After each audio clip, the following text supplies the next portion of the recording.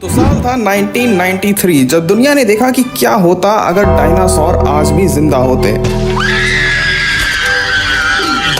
तो 32 साल पहले जब ये फिल्म आई थी तो तब से ही ऑडियंस इन विशाल क्रीचर्स की फैन बन गई। वैसे तो आखिरी बार डायनासोर को 66 मिलियन ईयर्स पहले देखा गया था, पता नहीं किसने देखा था। और आज जुरासिक पार्क सिर्फ एक फिल्म नहीं बल्कि एक पूरी फ्रेंचाइज बन चुकी है, जहाँ 6 movies, animated TV shows, comics, even video games भी बन चुके हैं, जिसमें कि आप डायनासोर बन के खेलते हो। ये इंसानों के लिए बनाया है कि डायनासोर के लिए? लेकिन जैसे जैसे जुरासिक पार्क की नई मूवीज आई, उन मूवीज में धीरे धीरे कुछ मिसिंग जाने लगा। तो आज मैं इसी के बारे में बात करने वाला हूँ कि आखिर वो क्या चीज है जिस वजह से जुरासिक फ्रेंचाइज की मूवीज अब उतनी एक्साइटिंग नहीं लगती हैं। और साथ ही साथ क्या आने वाली Jurassic World Rebirth Scarlett Johansson के करियर के साथ साथ क्या इस फ्रेंचाइज को भी रिवाइव कर पाएगी? तो शुरू किया जाए। तो ये डायनासोर मेरा साथी की शुरुआत हुई थी 1990 में माइकल क्राइटन के बेस्ट सेलिंग नॉवल से। तो बात यह है कि 1980s में एक नया ट्रेंड चालू हुआ था, डीएनए और क्लोनिंग का। तो क्राइटन इस फील्ड में काफी इंटरेस्टेड थे और उस वक्त साइंटिस्ट ये इमेजिन करते थे कि क्या हम किसी पुराने एक्सटिंक्ट एनिमल को उसके डीएनए से दोबारा जिंदा कर सकते हैं। अब डायनासोर तो वापस नहीं आ पाए, लेकिन गेम ऑफ थ्रोन के वो कुत्ते जरूर वापस आ गए। तो क्राइटन की बुक का पहला ड्राफ्ट एक छोटे लड़के के पर्सपेक्टिव से था जो अपने साइंस एक्सपेरिमेंट के दौरान डायनासोर को क्रिएट कर देता। लेकिन ये पब्लिशर को बहुत ही बेकार लग रहा था और सच में ये था भी। And I want you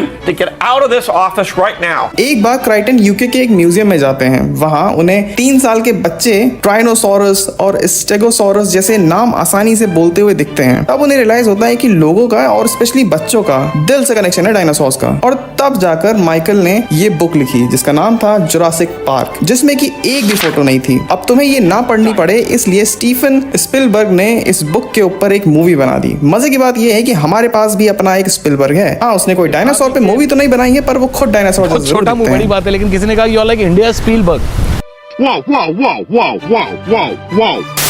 Jurassic Park के पीछे क्राइटन का मेन मैसेज ये था कि बस क्योंकि हम कुछ कर सकते हैं इसका मतलब ये नहीं कि हमें करना ही चाहिए। ये 5 स्टार की टैगलाइन जैसा नहीं लग रहा है? अब इस एक लाइन ने जुरासिक पार्क की टोन सेट कर दी है, विच इज फियर। अब मूवी तो लोगों को बहुत पसंद आई, बहुत से लोगों की ये पहली डायनासोर फिल्म रही होगी इंक्लूडिंग मी, और इस मूवी ने काफी पैसा कमाया था। लेकिन इसके आने वाले पार्ट्स में वो बात नहीं थी। तो जुरासिक पार्क के बाद ये फ्रेंचाइज ग्रो तो हुई, लेकिन कहीं ना कहीं वो बात नहीं थी जो जुरासिक पार्क में थी, और वो बात थी डर, हॉरर, फियर। मेरा जो डायनासोर के लिए प्यार था वो इसलिए था क्योंकि जुरासिक पार्क तुम्हें वो डर महसूस कराती है। वो बड़ा विशाल क्रीचर जब तुम्हारे पीछे पड़ा है तो डू और डाई वाली सिचुएशन में रख देती है तुम्हें। और ये फैक्टर जुरासिक पार्क ट्रिलॉजी के हर पार्ट के साथ कम होता जा रहा था। जुरासिक पार्क में स्टेक्स रियल थे। वो कहानी एक ऐसे डर को छू जाती है जो बिल्कुल प्राइमल था, जैसे किसी जंगल में इंसान अपनी जान बचाने के लिए कुछ भी करेगा। ऊंट के अंदर भी सो जाएगा, टाइगर से दोस्ती कर लेगा और वो भी पी लेगा। दिन का पहला पेशाब बिल्कुल सुरक्षित होता है। Survival instinct on top.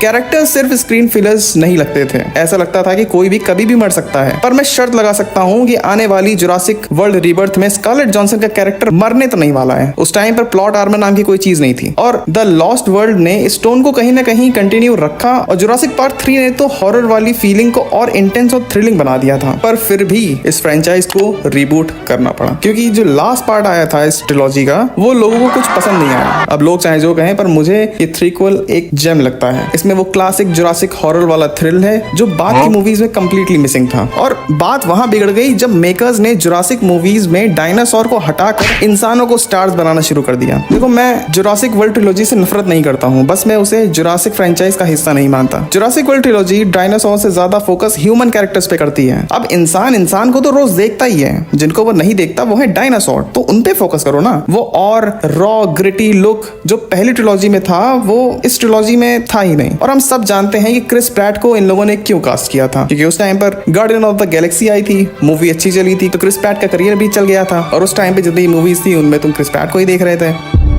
Everywhere I go, I see his face.